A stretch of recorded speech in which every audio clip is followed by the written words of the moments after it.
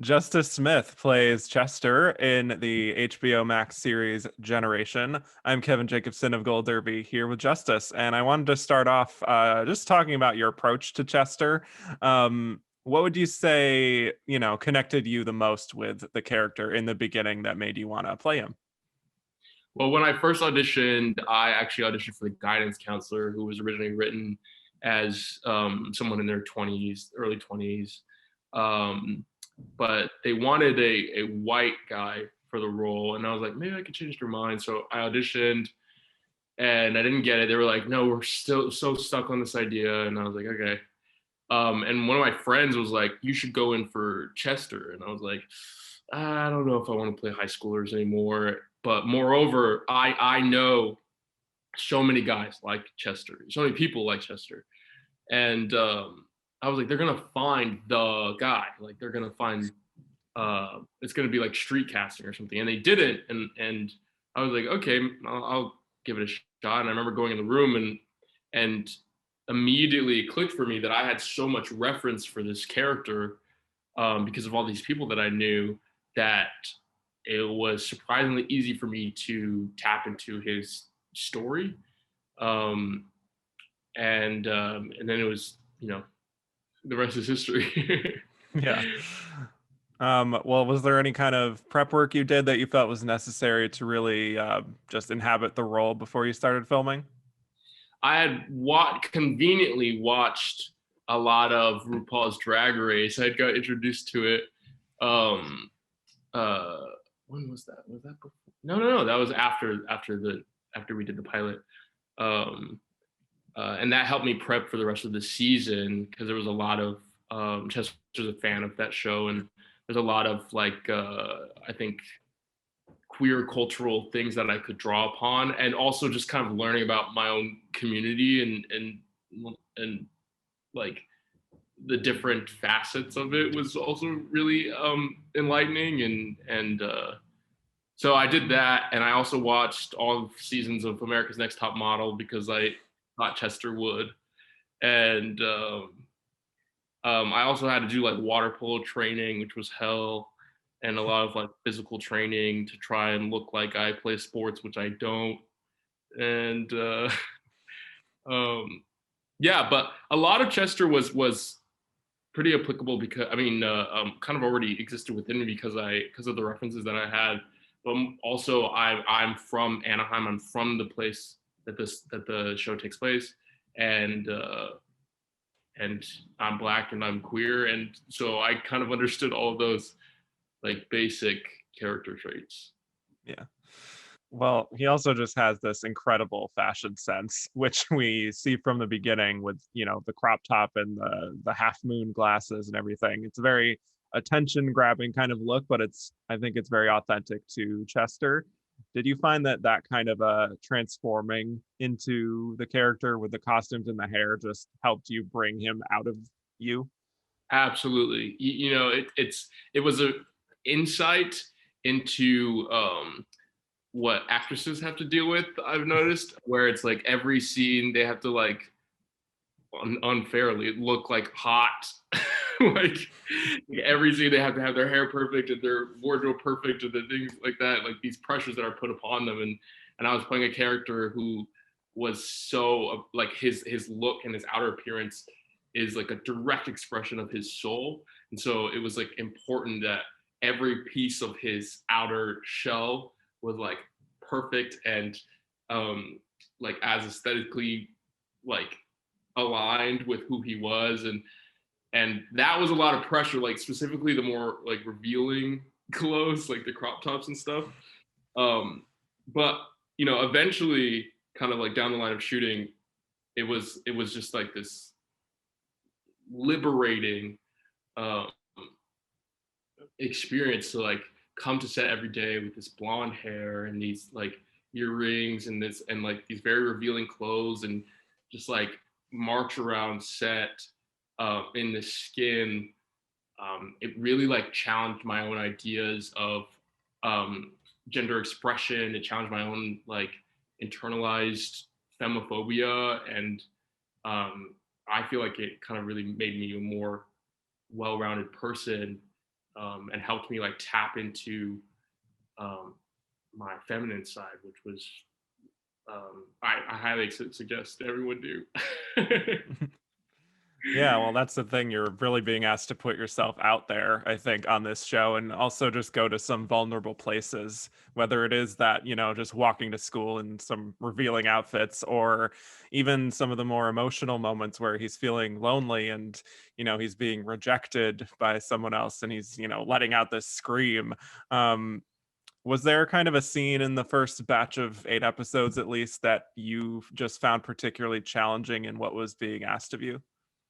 Yeah, that scene that you just mentioned, this Yeah. scene where I had to scream, but moreover because it was one of the first times in my career that I really psyched myself out. Like I don't normally do that.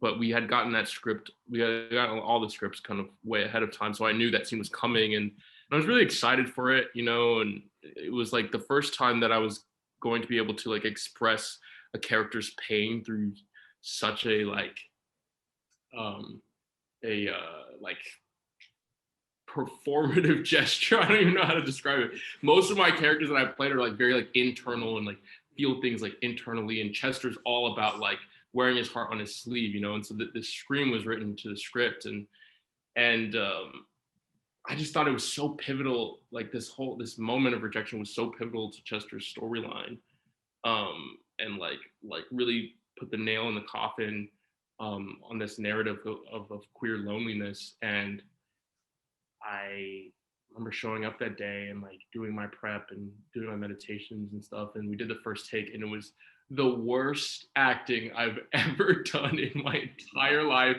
It was so bad. And then I started spiraling.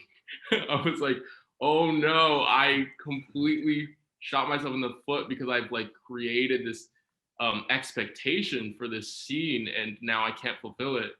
And retrospectively, I was like, that's exactly what Chester did. He had a huge expectation for how this confession of love was going to go.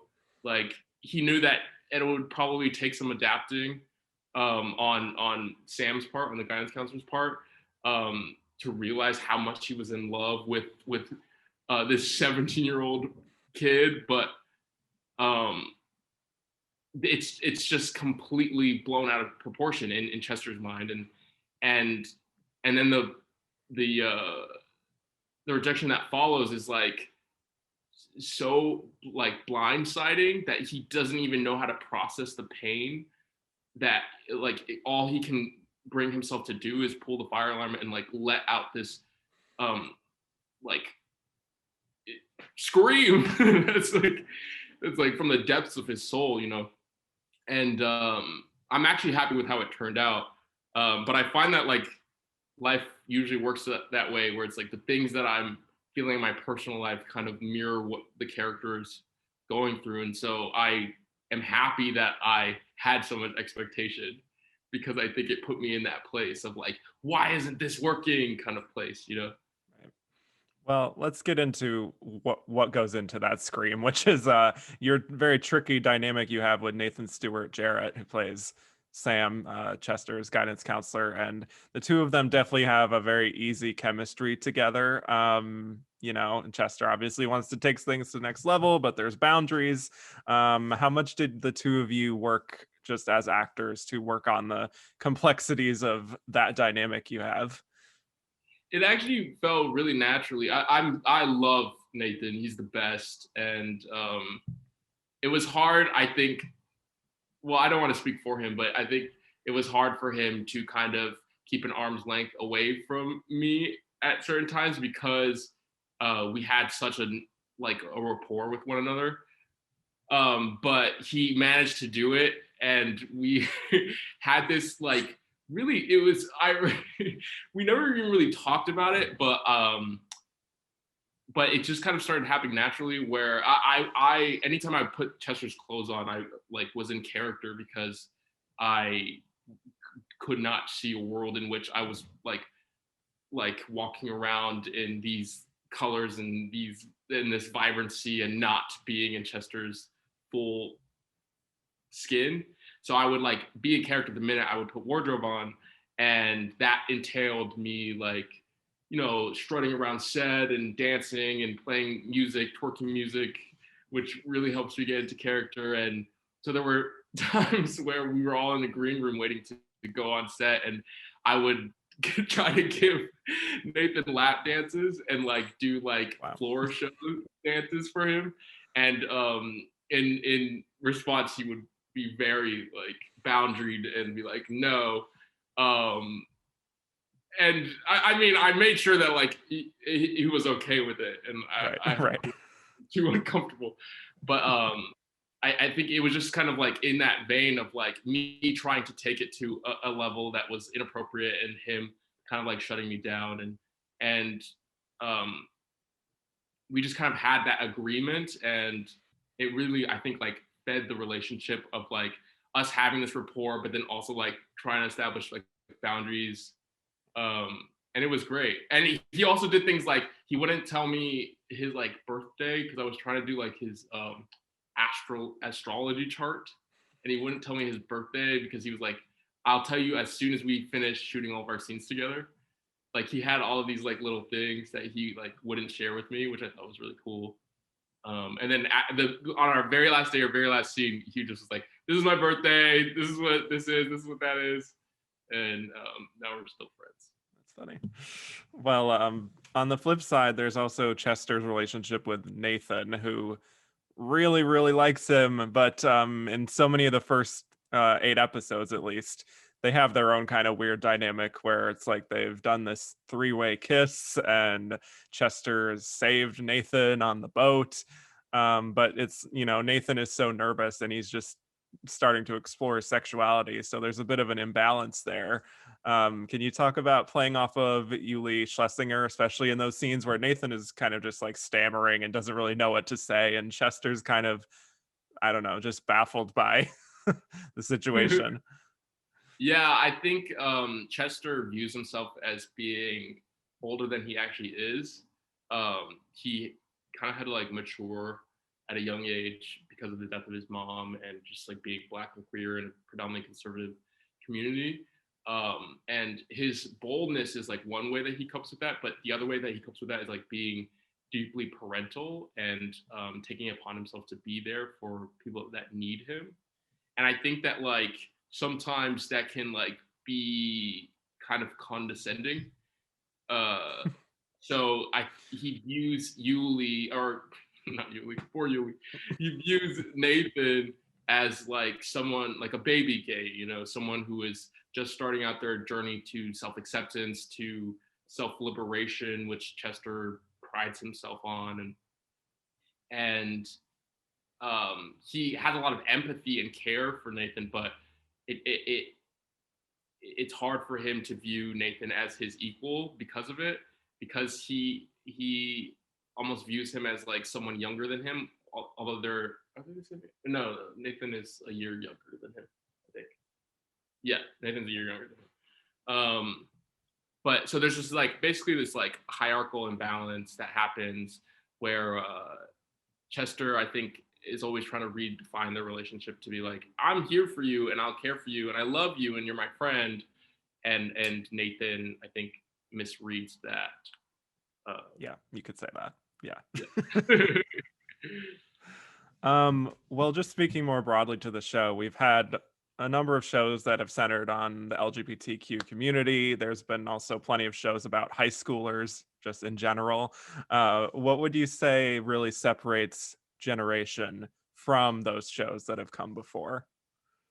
That it's gay as hell.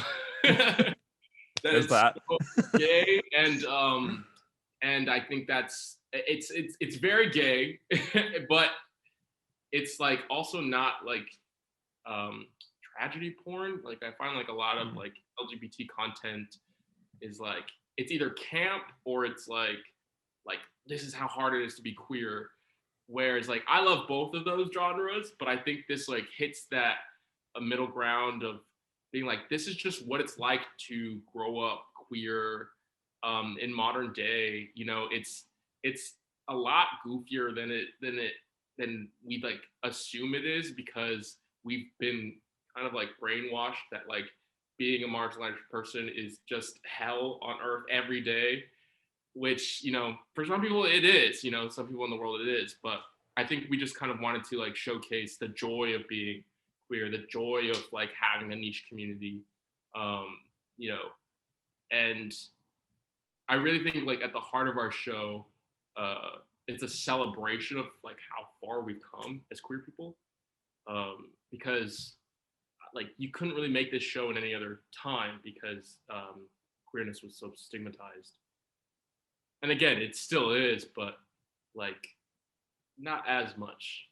I think it's just like it's the perfect time for a show like this, and we're setting out to represent queer joy in all its forms. Yeah, that's absolutely true. And just speaking to the fan base, which I think Generation has built up a pretty solid fan base online. They're really into these characters and their relationships. And I'm wondering for you as an actor, how engaged you are with the audience, you know, not only for this show, but for other things you've done, like a Jurassic World or a Detective Pikachu, you know, some kind of more, you know, sci-fi nerdy things and things like that. But also this, like, do you enjoy that side of the thing, this dynamic as an actor? Like the dynamic of like fans. Yeah, being engaged with the Um, fans and stuff. yeah, I like to engage with fans. I've as I get older, I'm realizing that like any relationship, boundaries are important and healthy. So I find a way to engage with people that protects myself, because I think that sometimes um, uh, when you are an actor, people don't think that you're a human being, especially if you're playing characters that they idolize or they don't idolize, or they think they see you as like you know, a character, you know, and that's fine, I guess. But I think that like I have to protect myself from that, because people will unwarrantedly tell me what they think about me, um, good and bad, and it's not always the healthiest thing. All that to say, I love the Generation fans, and I do talk to them from time to time, especially the Riley fans, the Greta and Riley stands and fans, because they're the most vocal on the social media, and I'm a big Riley supporter.